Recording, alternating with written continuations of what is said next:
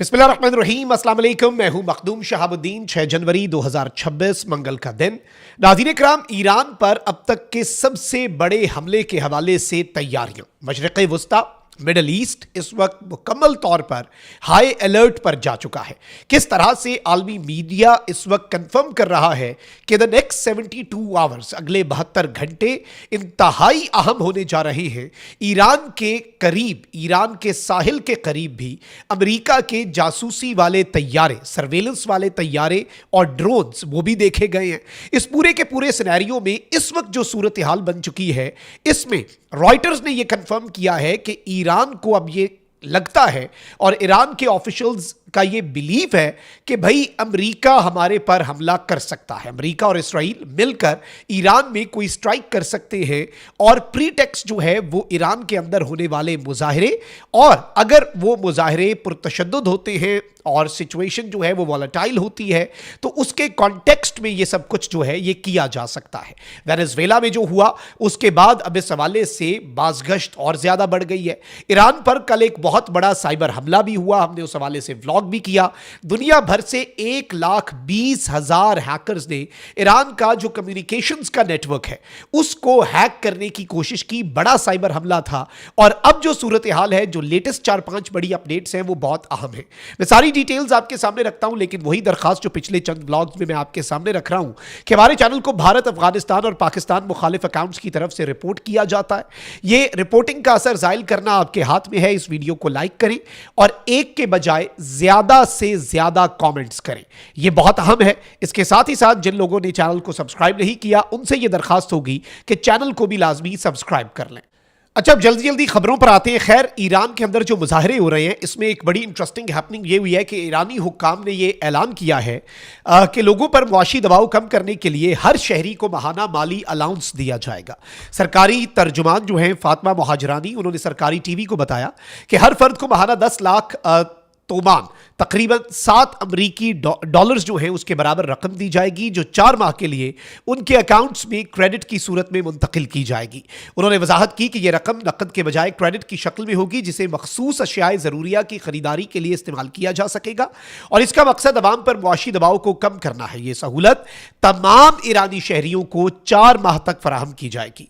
गैर मुल्की खबर रसां एजेंसी के मुताबिक ईरान की आबादी 8 करोड़ 50 लाख से जायद है, जहां कम अज कम माहाना अखराजात तकरीबन $100, जबकि औसत तनख्वाह लगभग $200 के करीब है।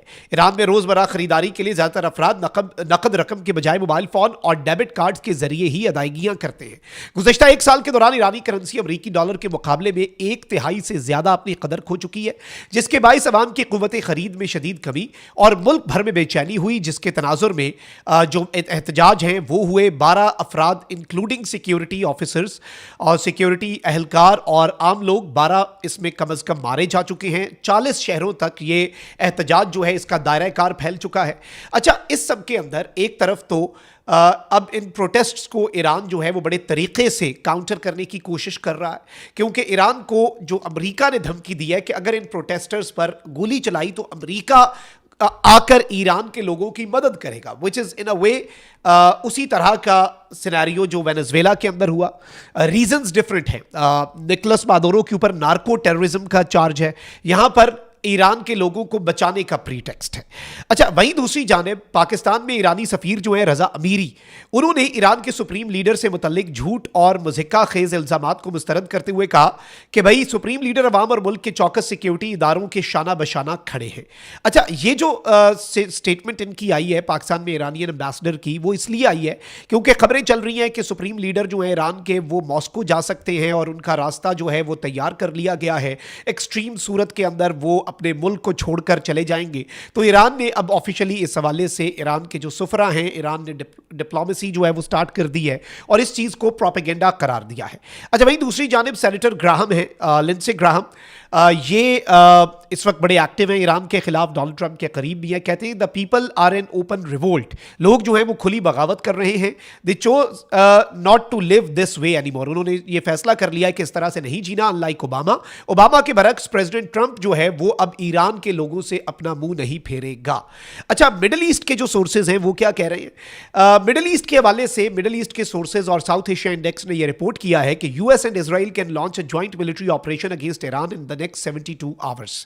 یعنی اگلے 72 گھنٹے جو ہیں ان میں ایک جوائنٹ آپریشن جو ہے وہ ایران کے خلاف ہو سکتا ہے.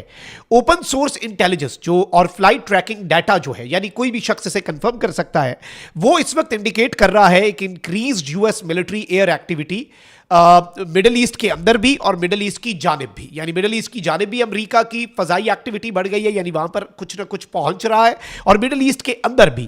اور اس سب کے اندر جو C-17 گلوب ماسٹر 3 ہے, جو کہ کارگو ایئر کرافٹ ہے, جس میں آپ جنگی ساز و سامان یا کچھ بھی پہنچا سکتے ہیں, ایک یہ, اور دوسرا ری فیولنگ ٹینکرز, یعنی جہازوں کی ری فیولنگ جو ہے وہ بڑی ضروری ہوتی ہے جنگی حالات میں.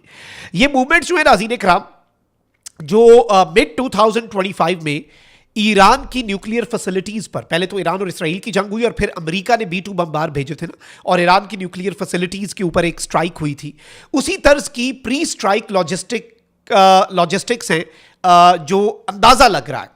اسی طرح کی موومنٹس جو ہیں وہ اس وقت بھی دیکھی گئی تھی جب یو ایس یہ کرنے جا رہا تھا, اور اس سب کے اندر یوں لگ رہا ہے کہ اس ریجن کے اندر کچھ نہ کچھ ہو سکتا ہے. اور اس مرتبہ امریکہ جو ہے, لاسٹ ٹائم امریکہ براہ راست ایران اسرائیل جنگ میں نہیں آیا, وہ آیا, اس نے اینڈ کیا اس جنگ کا, نیوکلیئر سائٹ سے ہوتا ہوا آگے نکل گیا, اور یہ معاملہ پھر اس کے بعد دب گیا. الدوید ایئر بیس پہ ایران نے کچھ میزائل مارے, وہ لگے نہیں, لیکن دونوں سائڈز نے کہا کہ بھائی اب سیز فائر ہو گیا ہے. اب اس میں سب سے اہم ترین چیز ہے وہ یہ ہے کہ اس وقت ویسٹرن تجزیہ کار یہ کہہ رہے ہیں کہ آیت اللہ خامنائی جو کہ سپریم لیڈر ہیں, ان کے پاس کچھ ہی دن کی ونڈو ہے ٹو لیو دا کنٹری, اور اگر وہ نہیں کرتے تو پھر یہ ان کا اختتام ہوگا. اس طرز کی رپورٹس جو ہیں وہ چل رہی ہیں. وہی دوسری جانب رائٹرز اب کیا کہہ رہا ہے؟ رائٹرز نے کہا ہے کہ ایران, رائٹرز کے دنیا کی ایک موقر نیوز ایجنسی ہے, رائٹرز کو ایرانین سورسز نے یہ بتایا ہے اور ایرانین آفیشلز نے یہ بتایا ہے کہ بھائی we believe that there might be military action by U S اور اسرائیل امڈ دا پروٹیسٹ. اب ایرانین آفیشلز نے رائٹرز کو یہ کہا کہ بھائی ہمیں لگتا ہے کہ امریکہ یا اسرائیل یا دونوں مل کر ایران کے اوپر کوئی اسٹرائک یا کوئی ملٹری ایکشن کر سکتے ہیں ان احتجاجی تحریکوں کے دوران. Officials believe that any sharp government crackdown on Reuters could be used as a pretext for punitive action by US and Israel.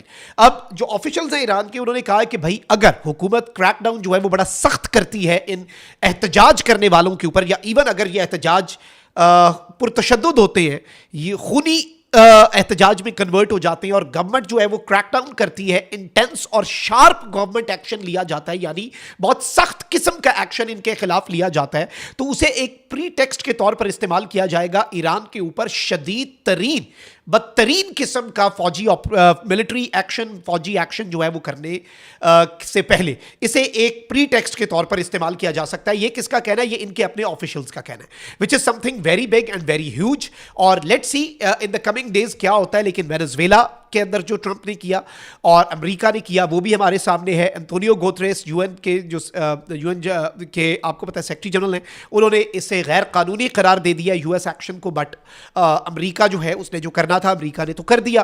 اب ایران جو ہے وہ اس وقت ریڈار پر آ رہا ہے, اور اس وقت بتایا جا رہا ہے کہ کس طرح سے چیزیں جو ہیں وہ چلتی ہیں. کامنٹ سیکشن میں رائے کا اظہار ضرور کریں. اپنا بہت خیال رکھیں. اللہ نگہبان. پاکستان زندہ باد.